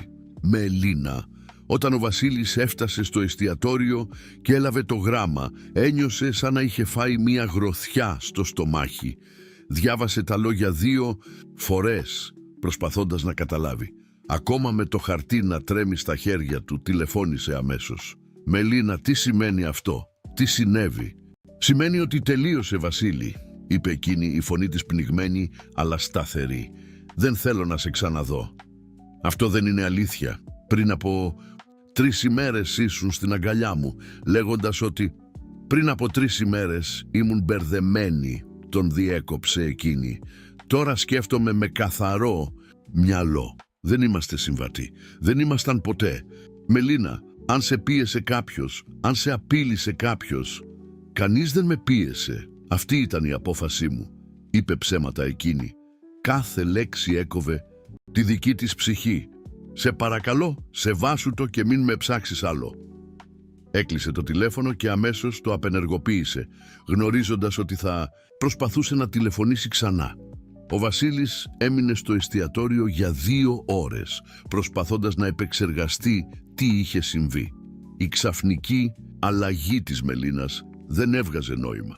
Κάτι πήγαινε στραβά, ήταν σίγουρος. Αποφάσισε να πάει στο σπίτι της. Όταν έφτασε στην πολυκατοικία στη Νέα Σμύρνη, βρήκε τη Μελίνα στις σκάλες να επιστρέφει από την εργασία της. Εκείνη χλώμιασε βλέποντας τον.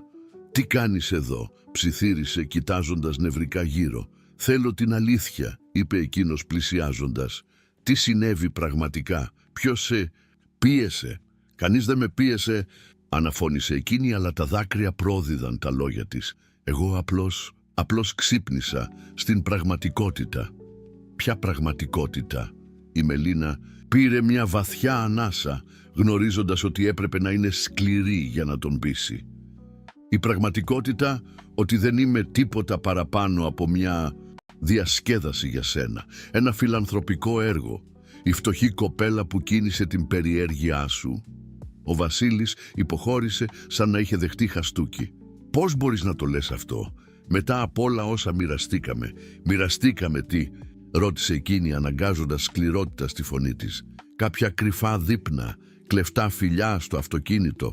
Δεν με παρουσίασες ποτέ στην οικογένειά σου, στους φίλους σου. Δεν ανέλαβες ποτέ δημόσια ότι είμαστε μαζί. Αυτό δεν είναι μοίρασμα, Βασίλη. Αυτό είναι να με κρατάς σαν ένα βρώμικο μυστικό». Τα λόγια της Ελένης έβγαιναν από το στόμα της Μελίνας σαν δηλητήριο, αλλά ήξερε ότι ήταν ο μόνος τρόπος να τον απομακρύνει οριστικά. «Σε προστάτευα», διαμαρτυρήθηκε εκείνος. «Από τον τύπο, από τις κρίσεις. Προστάτευες τον εαυτό σου», διόρθωσε εκείνη. «Από την ντροπή να σε δουν με μια κοπέλα από τη φτωχογειτονιά». Δεν είναι αλήθεια. Τότε γνώρισέ με στην οικογένειά σου. Πήγαινε με σε μια εκδήλωση της εταιρείας σου. Αναλάβετε δημόσια τη σχέση μας. Τον προκάλεσε γνωρίζοντας ότι θα δίσταζε. Ο δισταγμός του Βασίλη ήταν σύντομος, αλλά αρκετός για να επιβεβαιώσει τους χειρότερους φόβους της Μελίνας. «Εγώ είναι περίπλοκο», μουρμούρισε εκείνος. «Έτοιμος», είπε εκείνη, τα δάκρυα να κυλούν τώρα ελεύθερα. «Μόλις απέδειξες το επιχείρημά μου. Δεν είμαι αρκετά καλή για τον κόσμο σου και δεν θα είμαι ποτέ. Μελίνα, σε παρακαλώ, φύγε Βασίλη και μην ξαναγυρίσεις». Ανέβηκε τρέχοντας στις σκάλες, αφήνοντας τον μόνο στο δρόμο. Ο Βασίλης έμεινε εκεί για πολλή ώρα, προσπαθώντας να βρει επιχειρήματα για να αντικρούσει τις κατηγορίες της. Όσο περισσότερο σκεφτόταν, τόσο περισσότερο συνειδητοποιούσε ότι είχε δίκιο σε ορισμένα σημεία. Πράγματι είχε κρατήσει τη σχέση μυστική. Πράγματι δεν είχε σκεφτεί να την παρουσιάσει στον κοινωνικό του κύκλο. Ίσως να είχε δίκιο. Ίσως να ήταν απλώς ένας πλούσιος άντρας που έπαιζε με τα συναισθήματα μιας ευάλωτης γυναίκας. Τις επόμενες ημέρες ο Βασίλης προσπάθησε επανειλημμένα να επικοινωνήσει με τη Μελίνα, αλλά είχε αλλάξει τον αριθμό του τηλεφώνου. Όταν εμφανίστηκε στο καταφύγιο Ελπίδα, ο Δ. Ροβέρτος τον ενημέρωσε ότι είχε ζητήσει μετάθεση σε ένα άλλο καταφύγιο στην Ελευσίνα, ισχυριζόμενη προσωπικές συγκρούσεις στην τρέχουσα εργασία. «Δεν θέλησε να δώσει λεπτομέρειες», εξήγησε ο κτηνίατρος, αντιλαμβανόμενος την απελπισία του Βασίλη. «Αλλά αντιλήφθηκα ότι ήταν πολύ ταραγμένη. Έκλαιγε όλη την τελευταία μέρα εργασίας». Ο Βασίλης έφυγε από το καταφύγιο συντετριμμένος. Η Μελίνα είχε κυριολεκτικά εξαφανιστεί από τη ζωή του, σβήνοντας κάθε ίχνος της παρουσίας της. 2 εβδομάδες αργότερα η Ελένη κατάφερε αυτό που ήθελε με έναν τρόπο ακόμα πιο αποτελεσματικό από ό,τι είχε σχεδιάσει. Σε μια κοσμική στήλη της εφημερίδας Καθημερινή εμφανίστηκε μια μικρή σημείωση. Ο εκατομμυριούχος Βασίλης Βάλμοντ, που έλειπε από τις κοινωνικές εκδηλώσεις τις τελευταίες εβδομάδες, εμφανίστηκε επιτέλους στην παρουσίαση της νέας κολεξιόν της κοσμηματοπωλείου Ζολότας. Σύμφωνα με πηγές κοντά του, ο μεγιστάνας της τεχνολογίας δοκίμαζε ένα ειδήλιο με κάποια εκτός του κοινωνικού του κύκλου, αλλά έχει ήδη επανέλθει στα λογικά του και είναι και πάλι διαθέσιμος για τις ανήπαντρες της ελίτ της πόλης. Η σημείωση δεν ανέφερε τη Μελίνα ονομαστικά, αλλά ήταν αρκετή για να επιβεβαιώσει όλες τις ανασφάλειές της. Ο Βασίλης είχε όντως επιστρέψει στον κόσμο του, στις κοσμικές κυρίες του, σαν να μην είχε υπάρξει ποτέ. Αυτό που δεν ήξερε η Μελίνα ήταν ότι ο Βασίλης είχε πάει σε εκείνη την εκδήλωση μόνο και μόνο επειδή η βοηθός του είχε επιμείνει ότι έπρεπε να εμφανιστεί δημόσια για να κατευνάσει τις φήμες σχετικά με την προσωπική του ζωή που επηρέαζαν τις μετοχές της εταιρείας. Πέρασε όλη τη νύχτα σκεπτόμενος εκείνη, φεύγοντας νωρίτερα και απορρίπτοντας όλες τις προσπάθειες των γυναικών που ήταν παρούσες να τον πλησιάσουν, αλλά η ζημιά είχε γίνει. Για τον κόσμο και ιδιαίτερα για τη Μελίνα, ο Βασίλης Βάλμοντ είχε επιστρέψει στην κανονική του ζωή, ξεχνώντας γρήγορα την υπάλληλο του καταφυγίου που είχε τολμήσει να ονειρευτεί πέρα από την κοινωνική της θέση. Στο μικρό διαμέρισμα στη Νέα Σμύρνη, η Μελίνα διάβαζε την κοσμική στήλη με την καρδιά της ραγισμένη σε 1000 κομμάτια. Είχε κάνει το σωστό πράγμα απομακρυνόμενη, αλλά αυτό δεν μείωνε τον πόνο. Είχε γευτεί την αληθινή αγάπη για μερικές πολύτιμες εβδομάδες και τώρα θα έπρεπε να ζήσει για πάντα με την πικρή γεύση αυτού που έχασε. Για αμφότερους όλα έμοιαζαν χαμένα. Η αγάπη που τους είχε ενώσει είχε μετατραπεί σε παρεξηγήσεις, πληγωμένη υπερηφάνεια και σκληρά λόγια που δεν θα μπορούσαν να ανακληθούν. Η Μελίνα ήταν πεπισμένη ότι είχε υπάρξει απλώς μια προσωρινή ιδιοτροπία και ο Βασίλης ήταν πεπισμένος ότι τον είχε απορρίψει λόγω της δικής του κοινωνικής θέσης. Κανένας από τους δύο δεν ήξερε ότι ο άλλος έκλαιγε κάθε βράδυ, ανατρέχοντας σε κάθε στιγμή που είχαν μοιραστεί και αναρωτιόταν αν θα μπορούσαν να είχαν κάνει διαφορετικά. 2 μήνες πέρασαν από τον χωρισμό. Η Μελίνα είχε μετακομίσει στο καταφύγιο στην Ελευσίνα, αλλά ο πόνος παρέμενε σταθερός. Η εργασία με τα ζώα ήταν η μόνη της απόσπαση της προσοχής, αν και ακόμη και αυτό της θύμιζε το Βασίλη, ειδικά όταν φρόντιζε τα ορφανά κουτάβια που είχε βοηθήσει να σώσει. Ήταν ένα βροχερό απόγευμα του Μαΐου που όλα άρχισαν να αλλάζουν. Ο Δρόβερτος εμφανίστηκε στο νέο καταφύγιο όπου εργαζόταν η Μελίνα με μια σοβαρή έκφραση στο πρόσωπό του. «Πρέπει να μιλήσω μαζί σου», είπε, ζητώντας ιδιωτικότητα από τον Δ. Σίλβα, υπεύθυνο του καταφυγίου. Η Μελίνα τον οδήγησε σε μια απόμερη γωνιά, η καρδιά της χτυπούσε δυνατά. «Συνέβη κάτι με τα ζώα του Ινστιτούτου. Δεν είναι για τα ζώα, Μελίνα, είναι για σένα και τον Βασίλη». Εκείνη τεντώθηκε αμέσως. «Γιατρέ, σου έχω πει ότι δεν θέλω να μιλήσω γι' αυτό». «Άκουσε», επέμεινε ο δόκτωρα Ροβέρτος. «Πριν από 2 εβδομάδες μια γυναίκα εμφανίστηκε στο καταφύγιο Ελπίδα. Η Ελένη Μωραΐτη. Ρωτούσε για σένα, για τον Βασίλη, κάνοντας πολύ συγκεκριμένες ερωτήσεις σχετικά με το πότε γνωριστήκατε, πόσο συχνά εμφανιζόταν εκείνος». Το αίμα της Μελίνας πάγωσε. Τι ήθελε? Στην αρχή νόμιζα ότι ήταν απλώς περιέργεια πρώην φίλης. Αλλά χθες επέστρεψε και αυτή τη φορά ήταν διαφορετική. Είχε πιει πολύ, ήταν νευρική, έλεγε παράξενα πράγματα για το ότι είχε κάνει αυτό που έπρεπε να κάνει και προστάτευε το Βασίλη από τον εαυτό του. Η Μελίνα κάθισε βαριά σε μια καρέκλα. Και τι άλλο είπε? Ανέφερε κάτι για το ότι σου είχε δείξει φωτογραφίες, για το ότι σου είχε δώσει ένα τελεσίγραφο.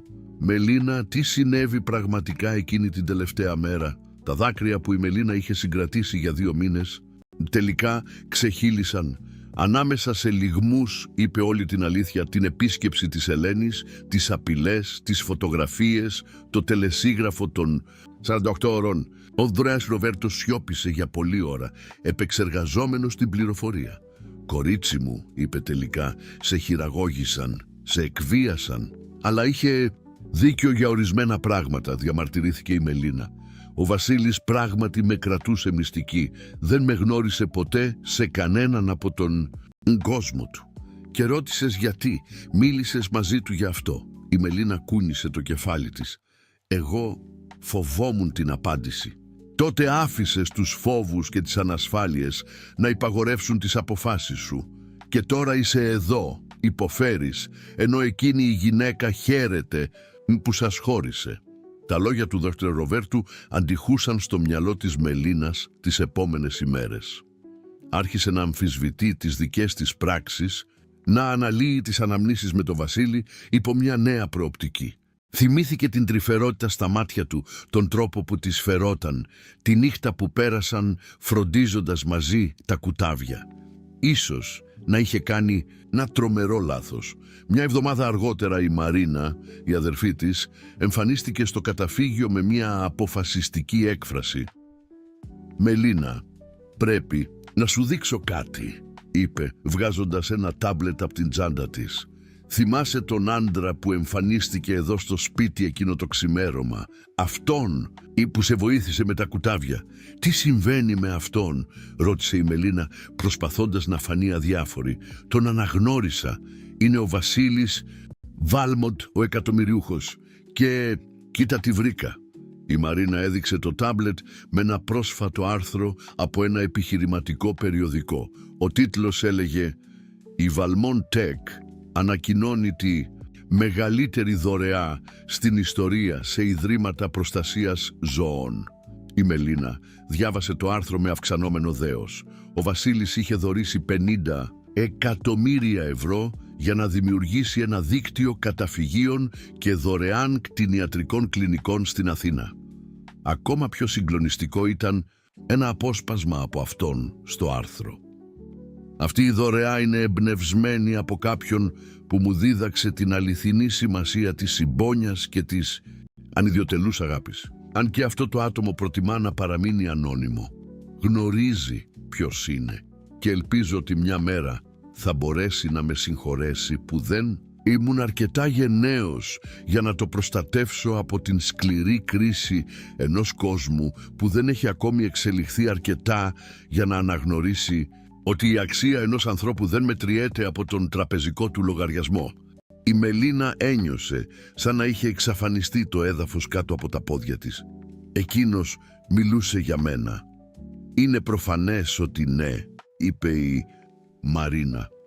«Μελίνα, αυτός ο άντρας δεν σε έχει ξεχάσει, σε αγαπάει».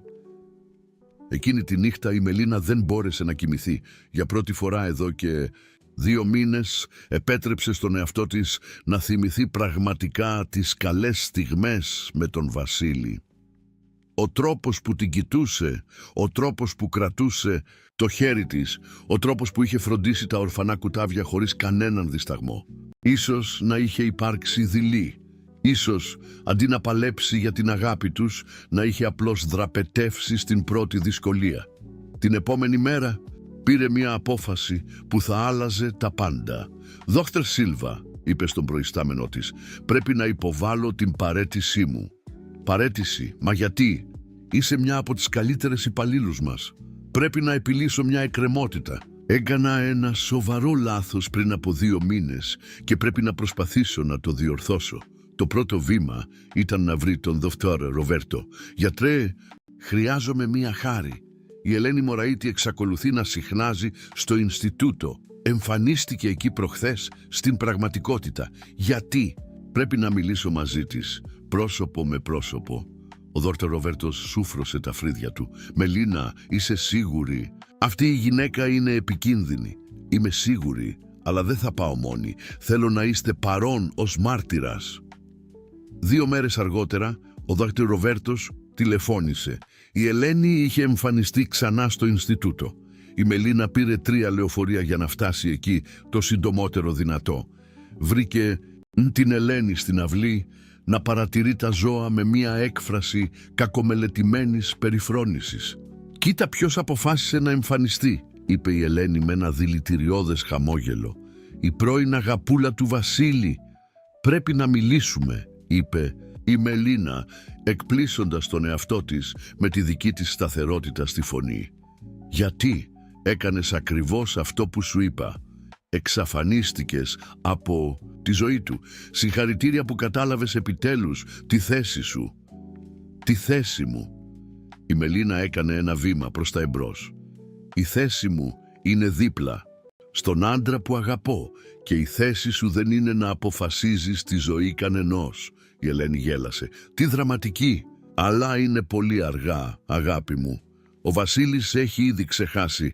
Μάλιστα βγαίνει με την κόρη ενός επιχειρηματία από το φαρμακευτικό κλάδο. Μια κοπέλα από καλή οικογένεια, με μόρφωση του επίπεδου του». «Λες ψέματα», είπε η Μελίνα, αλλά ένιωσε ένα τσίμπημα ανασφάλειας. «Λέω τότε γιατί δεν ήρθε πίσω σου, γιατί δεν προσπάθησε να σε βρει». Η Ελένη χαμογέλασε σκληρά. «Επειδή βαθιά μέσα του ξέρει ότι είχες δίκιο. Είστε από διαφορετικούς κόσμους». Αλλά αυτή τη φορά η Μελίνα δεν υποχώρησε. «Ξέρεις τι νομίζω? Νομίζω ότι φοβάσαι περισσότερο εμάς τους 2 μαζί από τι φανταζόμουνα. Νομίζω ότι ξέρεις ότι αυτό που είχαμε ήταν αληθινό και αυτό σε τρομοκρατεί. Μην είσαι γελία. Αν δεν φοβόσουν, δεν θα είχες μπει στον κόπο να με εκβιάσεις.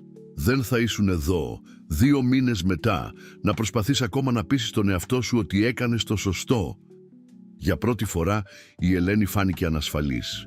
«Εγώ τον προστάτεψα από το να κάνει ένα λάθος». «Όχι», είπε η Μελίνα, αποκτώντας αυτοπεποίθηση. «Τον στέρισες από την ευκαιρία να είναι ευτυχισμένος και με στέρισες και μένα».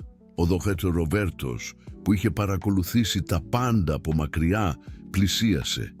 «Ελένη, νομίζω ότι είναι καλύτερα να φύγεις. Και αν προσπαθήσεις να εκβιάσεις ή να απειλήσεις ξανά τη Μελίνα, θα πω προσωπικά στο Βασίλη τι έκανες». Η Ελένη κοίταξε από τον έναν στον άλλον, συνειδητοποιώντας ότι είχε χάσει τον έλεγχο της κατάστασης. «Δεν ξέρετε με ποιον μπλέκετε», μουρμούρισε, αλλά η φωνή της δεν είχε πλέον την ίδια πεποίθηση. «Στην πραγματικότητα ξέρουμε ακριβώς», απάντησε η Μελίνα. Μπλέκουμε με μια ανασφαλή και χειριστική γυναίκα που δεν μπορεί να δεχτεί ότι έχασε το βασίλειο από κάποια καλύτερη. Η Ελένη έφυγε τρέχοντας, αλλά η Μελίνα ήξερε ότι είχε κερδίσει μόνο την πρώτη μάχη. Ο πόλεμος δεν είχε τελειώσει ακόμη. Τώρα έπρεπε να βρει έναν τρόπο να φτάσει στον βασίλη. Έπρεπε να πει την αλήθεια για το τι συνέβη, να παραδεχτεί τα δικά της λάθη και να παλέψει για την αγάπη που είχε αφήσει να ξεγλιστρήσει. Αλλά πρώτα έπρεπε να μάθει αν υπήρχε ακόμη χρόνος, αν είχε πραγματικά προχωρήσει ή αν, όπως υποδηλώνει το άρθρο του περιοδικού, υπήρχε ακόμη ελπίδα για αυτούς. Η σκηνή είχε στηθεί για την τελική αναμέτρηση. Η Μελίνα ήξερε ότι δεν θα ήταν εύκολο να φτάσει στο βασίλη. Άντρες σαν αυτόν ζούσαν προστατευμένοι από στρώματα ασφάλειας, βοηθούς και πρωτόκολλο. Αλλά είχε ένα πλεονέκτημα. Γνώριζε τα μέρη που σύχναζε όταν ήθελε να ξεφύγει από τον χρυσό του κόσμο. Κατά τη διάρκεια των εβδομάδων που είχαν σχέση, είχε αναφέρει ότι έτρεχε κάθε πρωί στο πάρκο της Κηφισιάς όταν χρειαζόταν να σκεφτεί. Εκεί θα προσπαθούσε να τον βρει. Για 3 συνεχόμενες ημέρες η Μελίνα έφτανε στο πάρκο στις 6 το πρωί και περίμενε. Την τρίτη μέρα τελικά τον είδε. Ο Βασίλης έτρεχε στον κεντρικό δρόμο, αλλά υπήρχε κάτι διαφορετικό σε αυτόν. Έμοιαζε πιο αδύνατος, είχε βαθιούς μαύρους κύκλους κάτω από τα μάτια και έτρεχε σαν να έφευγε από κάτι. Η Μελίνα περίμενε να ολοκληρώσει τον γύρο και τοποθετήθηκε στρατηγικά κοντά στο σημείο όπου σταματούσε πάντα για να κάνει διατάσεις. Όταν ο Βασίλης την είδε, σταμάτησε απότομα σαν να είχε δει ένα φάντασμα. «Μελίνα», ψιθύρισε λαχανιάζοντας, «τι κάνεις, πώς βρέθηκες?» «Πρέπει να μιλήσω μαζί σου», είπε εκείνη παλεύοντας με την νευρικότητα. «Είναι σημαντικό». Ο Βασίλης κοίταξε γύρω ελέγχοντας αν κάποιος τους παρακολουθούσε. Η κίνηση δεν πέρασε απαρατήρητη από τη Μελίνα, που ένιωσε ένα γνώριμο τσίμπημα ανασφάλειας. «Δεν είναι καλό μέρος εδώ», είπε εκείνος. «Έχει πολλούς φωτογράφους που...» «Πάντα υπάρχει μια δικαιολογία, έτσι δεν είναι?» Τον διέκοψε εκείνη, η φωνή της πιο σκληρή από ό,τι σκόπευε. «Πάντα ένας λόγος για να με κρατάς κρυμμένη». «Δεν είναι αυτό», διαμαρτυρήθηκε εκείνος. «Εγώ απλώς με προστατεύεις, ξέρω. Είναι πάντα αυτό». Κοιτάχτηκαν για μια τεταμένη στιγμή. Ο Βασίλης μπορούσε να δει τον πόνο στα μάτια της, αλλά και μια αποφασιστικότητα που δεν ήταν εκεί πριν από 2 μήνες. «Εντάξει», είπε τελικά, «πάμε στο σπίτι μου. Εκεί μπορούμε να μιλήσουμε με ησυχία». Κατά τη διάρκεια της διαδρομής προς την έπαυλη στην Εκάλη, η σιωπή ανάμεσα τους ήταν φορτωμένη με ένταση. Η Μελίνα παρατηρούσε το οικείο τοπίο, τους δεντρόφυτους δρόμους, τα πολυτελή σπίτια, τον κόσμο που πάντα την εκφόβιζε. Αλλά αυτή τη φορά δεν ένιωθε μικρή. Ήταν εκεί για έναν σκοπό. Στο κεντρικό σαλόνι του σπιτιού, περιτριγυρισμένη από έργα τέχνης και πανάκριβα έπιπλα, η Μελίνα πήρε μια βαθιά ανάσα και άρχισε. «Η Ελένη Μωραήτη με πλησίασε», είπε απευθείας. «2 εβδομάδες πριν χωρίσω μαζί σου». Ο Βασίλης άκαμπτος. «Η Ελένη, τι ήθελε? Να με εκβιάσει? Είχε φωτογραφίες μας από τις συναντήσεις μας. Είπε ότι αν δεν εξαφανιζόμουν από τη ζωή σου θα διέρεε τα πάντα στον τύπο». Το πρόσωπο του Βασίλη μεταμορφωνόταν καθώς η Μελίνα έλεγε τις λεπτομέρειες του εκβιασμού, τις απειλές, το τελεσίγραφο των 48 ωρών. «Γιατί δεν μου το είπες?» ρώτησε εκείνος, η φωνή του βραχνή από συγκίνηση. «Επειδή ένα μέρος του εαυτού μου πίστεψε σε αυτό που είπε», παραδέχτηκε η Μελίνα, τα δάκρυα να αρχίζουν να κυλούν. «Ότι ήμουν απλώς μία περιέργεια για σένα, ένα φιλανθρωπικό έργο. Ο τρόπος που με κρατούσες κρυμμένη, πως δεν με γνώρισες ποτέ σε κανέναν...» Φαινόταν να επιβεβαιώνει τα λόγια της. Ο Βασίλης πλησίασε εκείνη, τα δικά του μάτια δακρυσμένα. «Μελίνα, κρατούσα τη σχέση μας μυστική επειδή ήθελα να σε προστατεύσω. Ξέρω πώς μπορεί να είναι σκληρός ο τύπος, πώς μπορεί να είναι δηλητηριώδης η υψηλή κοινωνία.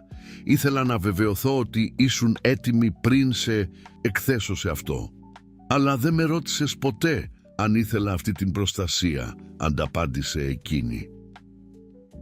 Δεν μου έδωσες ποτέ την επιλογή. Πήρες την απόφαση για μένα, σαν να ήμουν ένα παιδί ανίκανο να αποφασίσει για τον εαυτό του. Η κατηγορία χτύπησε τον Βασίλη στο ψαχνό. «Έχεις δίκιο», παραδέχτηκε. «Ήμουν δειλός. Φοβήθηκα ότι αν έβλεπες τον κόσμο μου από κοντά με όλες τις ματαιότητες και τις σκληρότητές του θα αποφάσιζες ότι δεν άξιζε τον κόπο». «Και εγώ ήμουν δειλή επίσης», είπε η Μελίνα. «Αντί να παλέψω για εμάς, έφυγα στην πρώτη δυσκολία. Άφησα το σύμπλεγμα κατωτερότητάς μου να μιλήσει πιο δυνατά από τα συναισθήματά μου».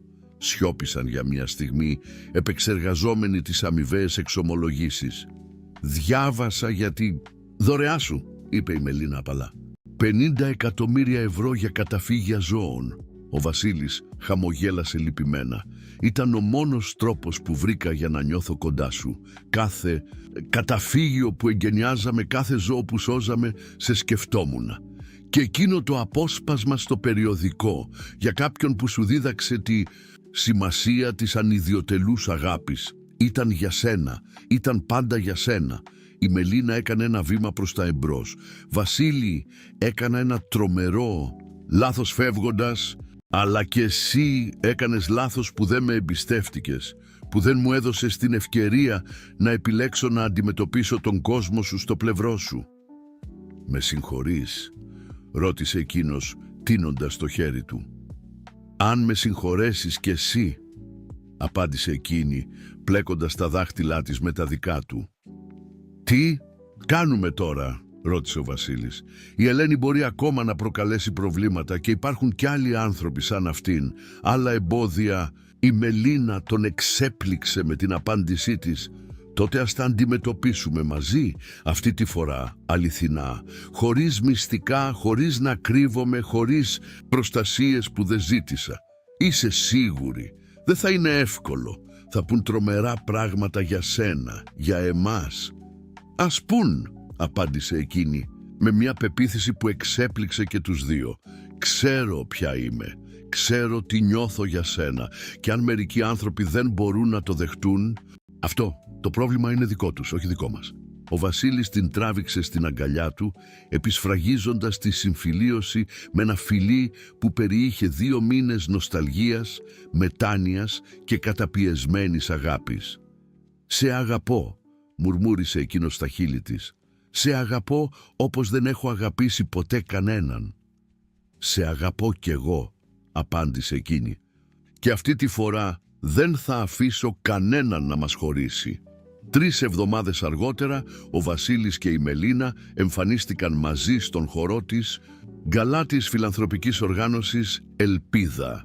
Εκείνος φορούσε σμόκιν, εκείνη ένα βασιλικό μπλε φόρεμα που είχε επιλέξει ειδικά για την περίσταση, όχι το πιο ακριβό από το κατάστημα, αλλά αυτό που την έκανε να νιώθει όμορφη και σίγουρη για τον εαυτό της. Οι ψίθυροι και τα περίεργα βλέμματα άρχισαν τη στιγμή που μπήκαν στην αίθουσα. Η Μελίνα ένιωσε το οικείο ένστικτο να υποχωρήσει, αλλά το σταθερό χέρι του Βασίλη στο δικό της και το ενθαρρυντικό του βλέμμα την κράτησαν με το κεφάλι ψηλά. «Κυρίες και κύριοι», είπε ο Βασίλης, «στο μικρόφωνο κατά τη διάρκεια της τελετής θα ήθελα να σας παρουσιάσω επίσημα τη γυναίκα που άλλαξε τη ζωή μου. Μελίνα Κώστα, κτηνίατρος, υπερασπίστρια των ζώων και ο πιο έντιμος και γενναίος άνθρωπος που έχω γνωρίσει ποτέ. Μου δίδαξε ότι η αληθινή αξία ενός ανθρώπου δεν μετριέται από τον τραπεζικό του λογαριασμό, αλλά από την καλοσύνη της καρδιάς του». Το κοινό σιώπησε για μια στιγμή, μετά χειροκρότησε ευγενικά. Μερικά χειροκροτήματα ήταν γνήσια, άλλα απλώς ευγενικά, αλλά η Μελίνα δεν νοιαζόταν.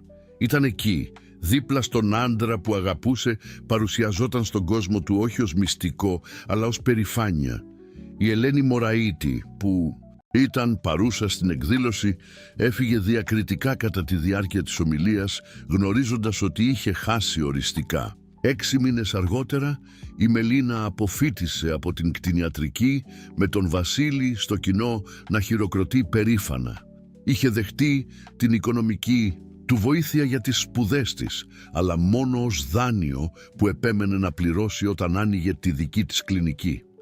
1 χρόνο αργότερα παντρεύτηκαν σε μια απλή αλλά όμορφη τελετή στο καταφύγιο Ελπίδα όπου γνωρίστηκαν.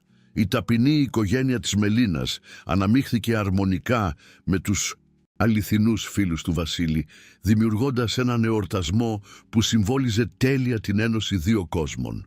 Κατά την ανταλλαγή όρκων, η Μελίνα κοίταξε στα μάτια του άντρα που σχεδόν έχασε από υπερηφάνεια και φόβο και είπε «Μου δίδαξες ότι η αληθινή αγάπη δεν γνωρίζει κοινωνικά εμπόδια, δεν νοιάζεται για οικονομικές διαφορές και δεν αφήνεται να εκφοβιστεί από τις κρίσεις των άλλων.